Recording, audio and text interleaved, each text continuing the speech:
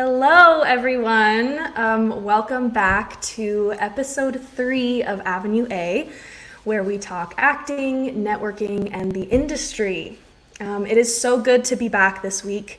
Last week, you may know that we took a week off. We were dark last week in support and solidarity of the Black Lives Matter movement that is happening right now to give space on social media last week. So it's nice to be back this week, and I'm very excited about the guest that we have. But before I bring him on, I want to just say a little something about what's going on right now in our country and in our world. So in regards to Avenue A, it's a show that I created to expand my community and build my network and learn from my peers. And these last 3 months of quarantine, of course, have been very isolating for us all, I think. And so building this show was a way for me to reach out to my community. And community is especially important. I think all of us in the entertainment industry know how important community is. And it's come into striking clarity recently that the Black members of our community are being denied and silenced and killed. And I've been really impacted by the movement that is happening and the changes that I see are starting to come about. It's quite inspiring. And for a lot of people, I know that the work began a long time ago, and for some of us, the real work is just beginning. But I just want to say that I want to take a moment to acknowledge my own bias and my own part in the way that the society has been working up to this point.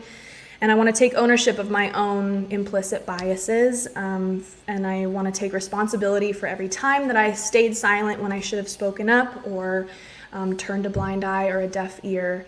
And I'm committed to the work of being an anti-racist ally. And I think it's really important to say it out loud and make it a statement and commit to it and commit to the work. So that is something that I just felt like I needed to share today before we move forward, because the movement is very much something that is happening and still happening, and the subject is one that I want to stay focused on in a lot of aspects of my life. So I just wanted to say that. There's a long way to go and there's a lot of work to be done, but I am feeling very inspired about the changes that I feel are being made. So with that said, and transitioning a little bit, I am very excited to bring on our guest today. His name is LOCHER. And Alan and I met actually a couple weeks ago. He was a guest on another live stream that I do for StreamYard, which is the live streaming platform that this show is on. And so I thought it would be awesome to bring him on today. So Alan has been working in public relations in the TV industry for many years. He was the director of PR for Guiding Light and As the World Turns, and was the senior director, public relations, marketing, and sales for On Location Tours, where he helped create new bus tours for shows like The Real Housewives of New York and the marvelous Mrs. Maisel's Marvelous Tour of NYC. So shortly after COVID-19 and quarantine hit, Alan created his YouTube channel called The Locker Room, where he hosts virtual TV reunions. He brings casts together and hosts live stream reunions.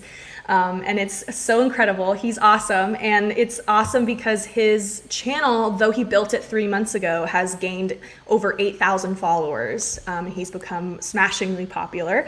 So I'm really excited to bring on Alan today. Hi, Alan. Smashingly. I've never heard that before. Thank you. Thanks so much for having me, Kelsey. Thanks for being on with us. I'm excited to chat with you. I really think what you're doing with your show is so cool. So can you tell us a little bit more about what your channel is and what types of shows you're doing? Sure. I started it really thinking about As the World Turns and Guiding Light, the shows that I had worked on for a long time. Right.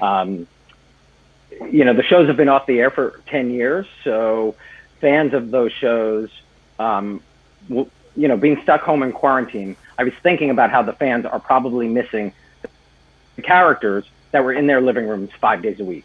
It's a really distinct audience because, a primetime show is once a week, maybe every couple weeks, depending on, but a daytime show airs about 255 shows per year, 5 days a week, and you're in their living room. And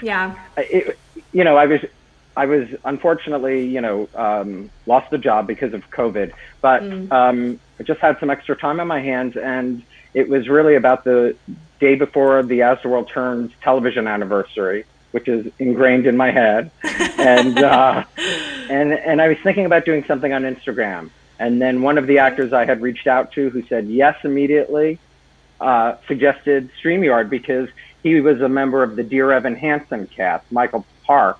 Okay. And Dear Evan Hansen used your streaming platform. Yes. Yes. So they did. So that's how you heard about it?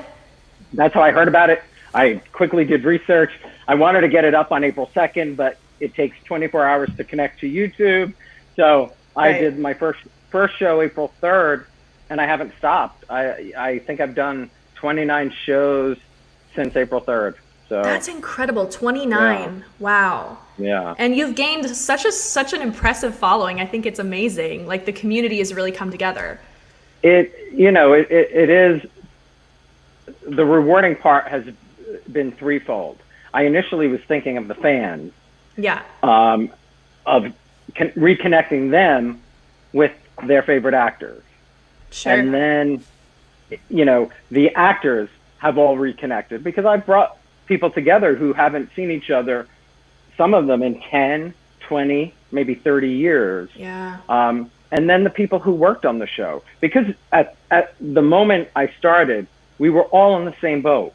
Everybody was home, which I was thinking of those fans, but it was the people who worked on our show behind the scenes, as well as the cast members in front of the camera, all in the same boat. And, in that respect. And I've continued to try and do shows, around the soap industry, As the World Turns, Guiding Light. And because the fans have taken to it in a big way, they keep sending me suggestions, keep asking me to do other shows that I didn't work on. And, your show's about networking. And I know a lot of people, per se, in the industry, but, I'm not connected to completely to the shows I didn't work on, or to those actors I didn't work on. Right. So I had to start thinking of how I might be able to get in touch with Susan Lucci. Yeah. And for that, I reached out to another friend of mine who worked for E! Entertainment. My friend John helped me connect to her team, and her team said yes right away. And so it just spirals that way. And so. That's awesome. I think it's the spider web of networking, is so interesting to me. It's like, certain people, the people that you reach out to know more people, and then, you kind of just build your community that way. But it's difficult, I think, when everything's virtual because we're all stuck at home. I mean, that puts a different spin on things. So how has the pandemic sort of affected your networking? Was there any changes that you had to make to your normal style of reaching out, or how has that been for you? Basically, I mean, email. I've had to email everybody because most people are not in their office, so you can't. When I get a contact for, let's say, Susan Lucci, I get her team, and there's an email and a phone number. Phone number is obsolete for the most part if you don't get somebody's mobile phone, because most offices are closed. That's right. Yeah. So I've just been really sending tons and tons of emails to, the cast members, to PR people, managers, agents, whoever I can find who represents somebody that I would like to interview. And to be honest, Facebook. Yeah. Facebook has connected me to a lot of cast members who were on As the World Turns prior to my time working on the show. who I've wanted to connect with, who I watched because I grew up watching both As the World Turns and Guiding Light. So, you know, social media is a great help as well. Yeah, totally. I mean, social media is huge in this day and age, and it's getting bigger, I think, just in terms of like how quick you can connect with people, how instant it is. It's fascinating. Yeah. Yeah. And you know, it doesn't always work because not everybody checks messages, or you're not necessarily a Facebook friend, or you're not necessarily following them on Instagram.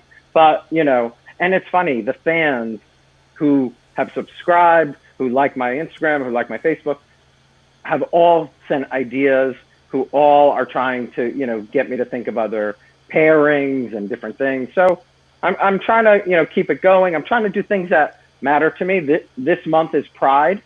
Yes, so it is. So I plan to do a show about Pride and travel, since that was my job previously, to connect, you know, favorite places for gay people to travel, things like that.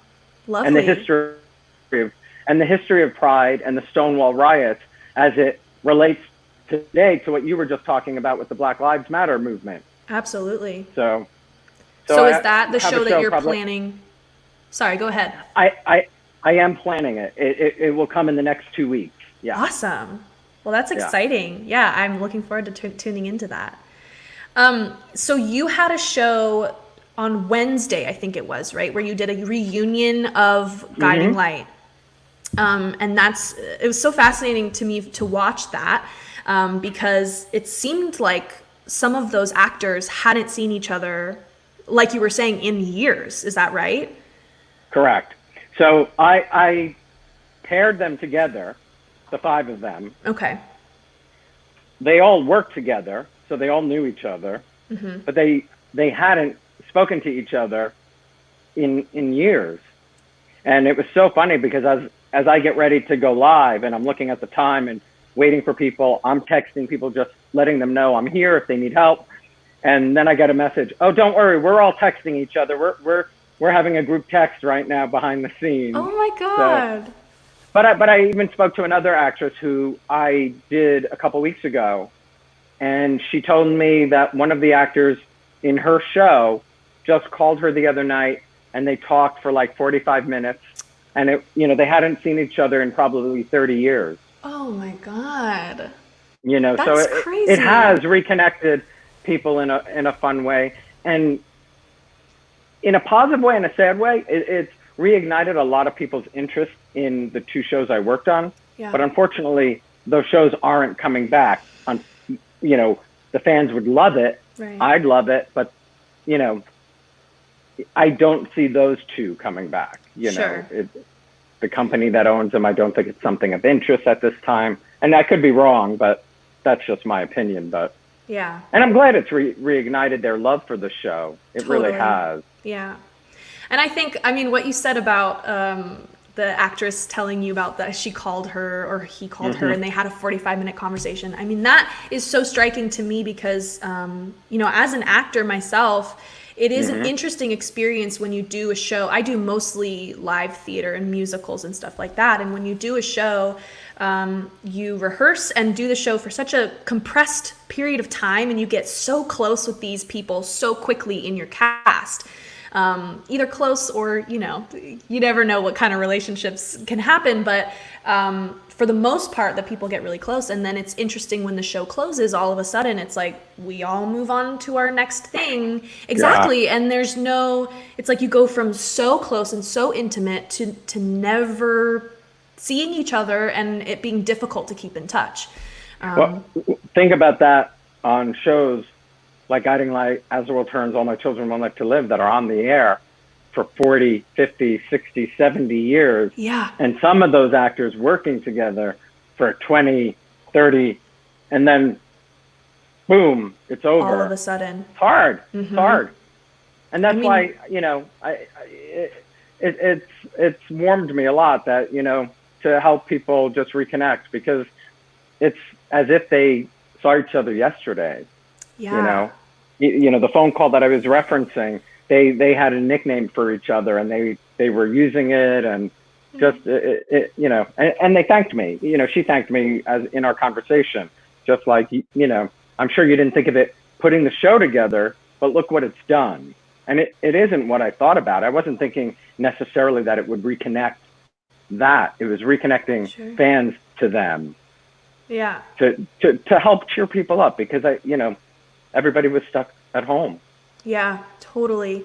And in the reunion that I watched, the Guiding Light one on Wednesday, it was clear, like they fell back into a certain rhythm. Like you could tell that those people had all worked together and, had been doing this for a long time.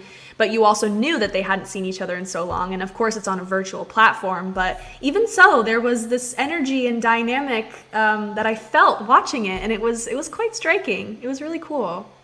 That's great to hear, just because, you don't know the show, you don't know those actors. So to actually feel that is, that's cool.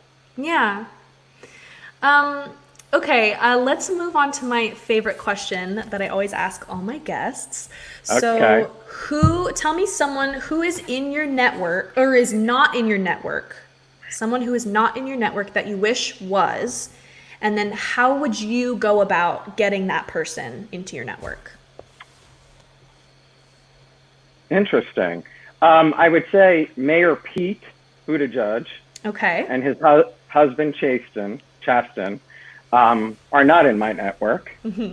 I would love to interview them both. I asked my friend Eddie if he had any contacts. Not that he would know them, but because he works at E, they have a database that they can check. Sure. And, he provided me with some contacts. I sent an email. I haven't heard back, but that's sort of how you start. It was just this week. So you actually did send an email and reach out. Oh, yeah. I've sent a ton of emails to any, I feel like, one thing, my mother's no longer alive, but one thing she taught me is ask. The only answer you can get is no. And so I've really followed that for a long time. So, ask anybody. I've been asking. I mean, I grew up as a very big Charlie's Angels fan, and I am trying to get Jacqueline Smith and Cheryl Ladd. I would, I think they would make people smile around the world, let alone in the U.S. Together. So, putting things out there like that, trying to reach out any way I can. Alan, that is so smart, and I love what you said that your mom always told you, which is the worst that someone can say is no. I mean, that's been huge for me personally as well. I have a best friend, his name is Pearson, and he told me that in high school. He said, why don't you just ask? Like, the worst someone can say is no. And it blew my mind, and because I never thought about it that way. And even still today, like, that's definitely an anecdote that I go back to where it's like, there's no harm in asking. And if it's not the right fit, then it's not the right fit, and someone can say no, but at least you put yourself out there. I totally agree. You have to. Yeah. I mean, it's sometimes hard, and now considering what my next job might be, you need to network for that too. And, I don't know, if the job I had comes back or any of that. So. Yeah. So if and when Pete gets back to you, what would you want to do? Like, would you have him on a show, or what would you do? Yeah. I would love to do, the locker room was created in the sense, as I described it, is really to bring smiles to people's faces.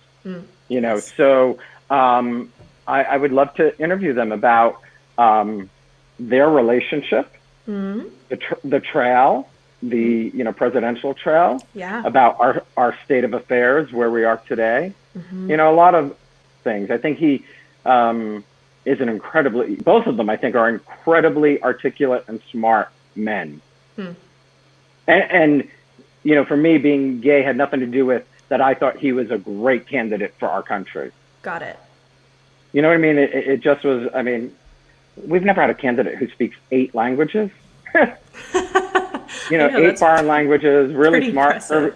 served in our military, that Yeah. kind of thing. Sure. So, Yeah. Well, that's I think that's so amazing, and I'm so inspired by the fact that you came on. You're like, I've already emailed him. I already reached out. I have no idea where it'll lead, but that's, I kind of feel like I want to, the locker room is mine because Yeah. it's my name, and Right. I'd like to do shows that sort of matter to me and topics that matter to me. Sort of people and topics that matter. So I think that's what it's all about. I mean, that's what my thing was with Avenue A as well. I was like, I just graduated from NYU. I don't know if you know that, but I just graduated in May. And oh wow, so now bravo. thank you. I'm in this postgraduate world in quarantine, still at home. And I was like, okay, like, what do I want to do? Like, how can I, still be an artist and still do things and connect with people? And I was like, this show is it. It's what I want to do. So it's the same, I think. It's really smart to start it. Yeah, Yeah. it's really smart to start it. Thanks. And I mean, are you have you been quarantined in New York? No, actually, my family's from Oregon, so I flew home in March, and Wow, I figured okay. I would only be here for a couple of weeks, and here we are, 3 months later. Yeah. But yeah, that's how it is. I'm glad to be home. My mom has some property in Oregon, so it's nice to be in nature and have some space to breathe. But I tell you, I miss the city every day. I actually don't, and I don't. I live in New Jersey now, which Okay. I never thought I grew up here. I never thought I'd move back here, but I am absolutely loving it. I have a yard I'm looking out at, but in terms of March 20th was my last day at my job. I mean, I Wow. was home for a week working, and then March 20th was my last day. If you would have asked me on March 20th if I thought I'd be hosting, 30 shows on YouTube, I would have told you were absolutely crazy. I know, yeah. It was not anything in my head. I mean, I never thought I wanted to be a talk show host. Yeah. I did start my career working on Regis and Kathy Lee, so I have Cool. a lot of experience. And one thing I will always say is always try to remember people's names. That's really helpful in networking. Good tip. Yeah. Yeah, I think that's big in the entertainment industry, especially because you work with so many people, and it is hard, genuinely hard to remember people's names. But if you can do it and take the time, it makes a huge difference in your personal relationships with them. And also keep track of sort of everybody you meet. Yeah. I mean, that has helped, me with this show as well. I've kept a lot of numbers, even just, people I've worked with that I've written just down, put it in my book. Yeah. And that number might have helped me connect with somebody who's been on my show. Yeah. Meaning I've had it for a long time, but, hold on to that stuff because you never know when it comes in handy. No, that's so true. Yeah, I think that's a great reminder, both for me and for the people watching. I mean, yeah. Yeah, it really Knowing- is. yeah. Hold on to that stuff because yeah, You never know where it will lead. completely. Hopefully to good place. Hopefully to good places. Hopefully only good places. That is Yeah, exactly. that is the goal. I Well, completely Alan, agree. it's been such a pleasure having you on. Thank you so much for joining me today. This was a lovely light end to my week. Good. I'm glad. Thanks And- for having me. Yeah, And keep it up. absolutely. Thank Keep you. it up. And I want to say everything that you said is so incredibly useful and helpful. And I'm very inspired by the work that you're doing and all of what you have put together in such a short amount of time. I mean, that is no small feat.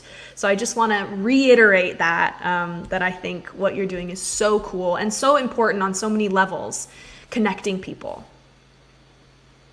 Thanks. I really appreciate it. Yeah, you're welcome.